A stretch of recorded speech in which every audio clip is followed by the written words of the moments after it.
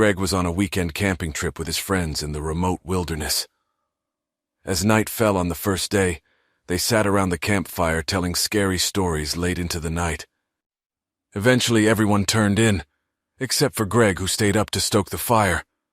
As he added more wood, he heard rustling in the bushes behind him. Assuming it was an animal, Greg shrugged it off. The rustling grew louder and closer, until Greg felt certain something sinister lurked in the dark woods surrounding their camp. He quickly ducked into his tent, zipping it closed. Peering out, Greg searched for any sign of movement by the light of the moon. The woods were still once more. Greg told himself he was letting the scary stories get to him. Exhausted, he got into his sleeping bag, oblivious to the large Claude footprints circling the camp's perimeter. As Greg drifted off, a distant howl pierced the quiet night.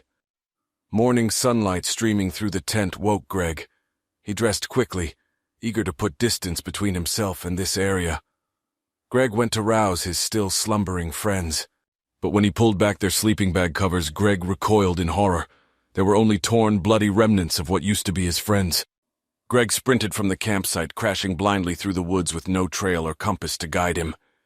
He had to escape whatever did this before it returned. As the sun lowered in the sky, Greg realized with dread that he was well and truly lost. He continued on, hoping he might stumble across a road or power line soon. Just as Greg was ready to give up all hope, he came upon a small, dimly lit cabin nestled amongst the trees. Salvation! He banged loudly on the door. A stooped old man answered, eyeing Greg warily. Greg begged him for help and shelter. After a pause, the man beckoned him silently inside. As Greg stepped into the musty cabin, he noticed animal skins, bones, and symbols covering the walls.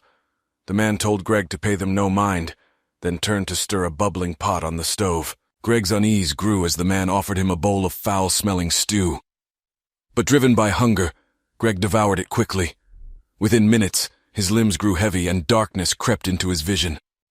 When Greg awoke, he found himself bound to a wooden post in the middle of a clearing.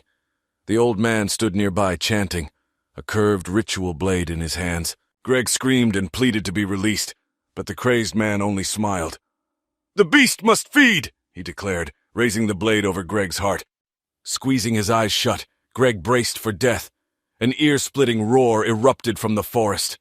Greg's eyes flew open to see a hulking, wolf-like creature burst forth. It barreled towards them, swiping the old man away with one giant paw. Greg could only watch in paralyzed terror as it then turned its glowing gaze upon him. He awaited the killing blow, but instead felt the beast's claws slash through his bindings with surprising care. Greg stared up at the monster, stunned and confused. The wolf creature made no move to harm him further. Greg realized it had actually saved him from the madman. Tentatively, Greg reached out to touch its fur in gratitude. The beast allowed this brief contact, then turned and loped back towards the shadowy woods. Looking around, Greg saw no sign of the old man or his cabin. He followed the creature's tracks until he reached the deserted campsite, waiting for his doomed friends who would never arrive.